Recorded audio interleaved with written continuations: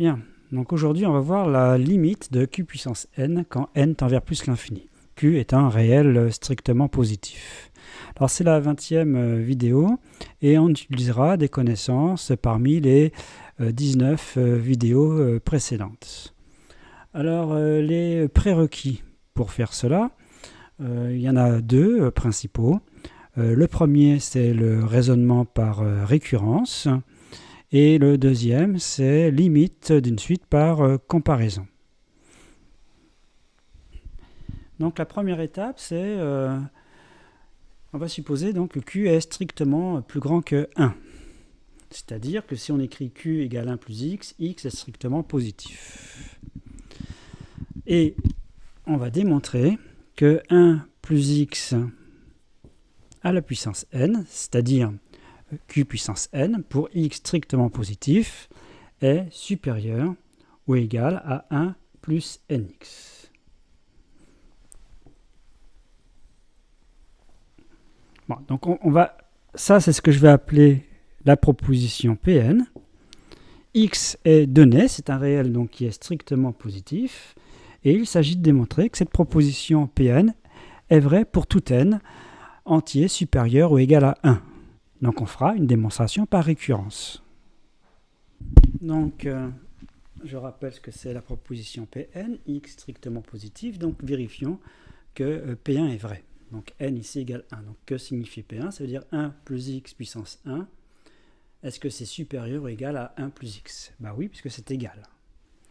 Donc on a bien la proposition qui est vraie au rang initial 1. L'hérédité. Alors l'hérédité, supposons que pour un entier n supérieur ou égal à 1, cette proposition soit vraie. Donc on suppose Pn vrai. Et il s'agit alors de démontrer, ça c'est ce qu'on appelle l'hypothèse de récurrence, il s'agit de démontrer que Pn plus 1 est vrai. Donc il s'agit de démontrer que 1 plus x puissance n plus 1 est supérieur ou égal à 1 plus, sachant que Pn est vrai. Alors sachant cela. Alors comment on va faire? Eh bien on va écrire ici, on va rappeler que 1 plus x puissance n est supérieur ou égal à 1 plus nx. Ça c'est l'hypothèse de récurrence. On a supposé que pour un entier n supérieur ou égal à 1, pour cet entier-là, on avait ça. Et on veut obtenir cette inégalité. Alors, comment on obtient le 1 plus x puissance n plus 1? Eh bien en multipliant par 1 plus x des deux côtés. Donc si je multiplie par 1 plus x des deux côtés, alors 1 plus x, je vous rappelle, x étant strictement positif, 1 plus x aussi. Donc en multipliant par 1 plus x, je ne change pas le sens de l'inégalité. Donc ça me donne 1 plus x à la puissance n plus 1, qui est supérieur ou égal à 1 plus nx, facteur de 1 plus x. On développe ça. Si on développe ça, on va avoir 1, on va avoir nx, on va avoir x, et on va avoir nx carré. Donc on va avoir 1 plus n plus 1 x plus nx carré.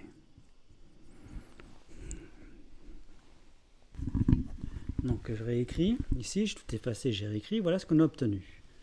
Mais ça, c'est un nombre qui est positif ou nul, puisque n c'est un entier qui est supérieur ou égal à 1, et x carré est positif, même strictement positif. Donc ici,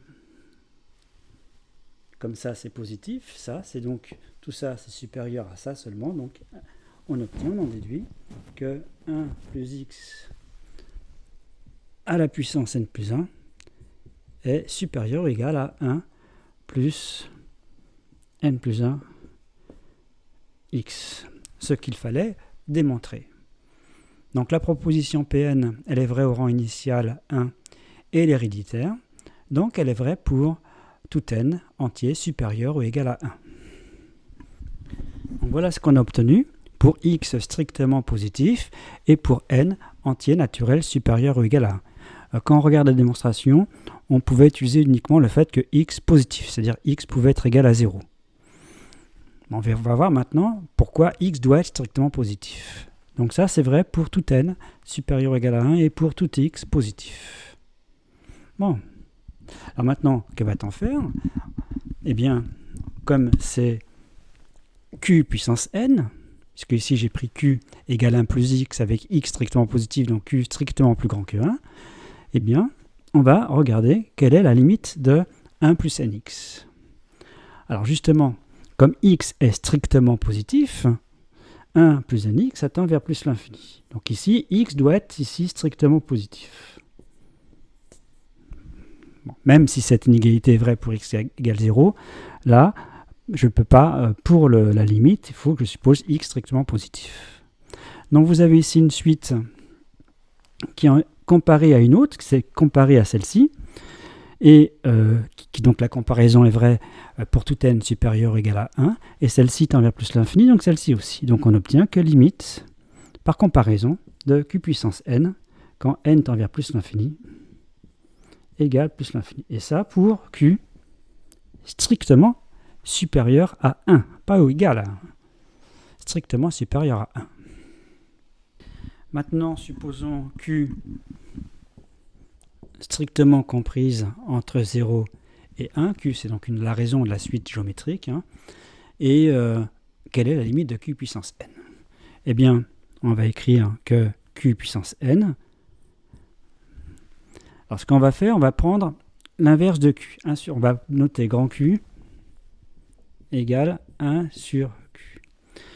Donc, si q est strictement compris entre 0 et 1, q, on en déduit que q est strictement plus grand que 1. Et q puissance n, c'est 1 sur grand q à la puissance n, donc c'est 1 sur ça. Et après, c'est terminé, puisque comme cette fois-ci, grand q est strictement supérieur à 1, avec ce qu'on vient de démontrer, ça tend vers plus l'infini. Et par règle opératoire, ça tend vers 0. Donc, la limite de q puissance n, quand q est strictement comprise entre 0 et 1, c'est 0.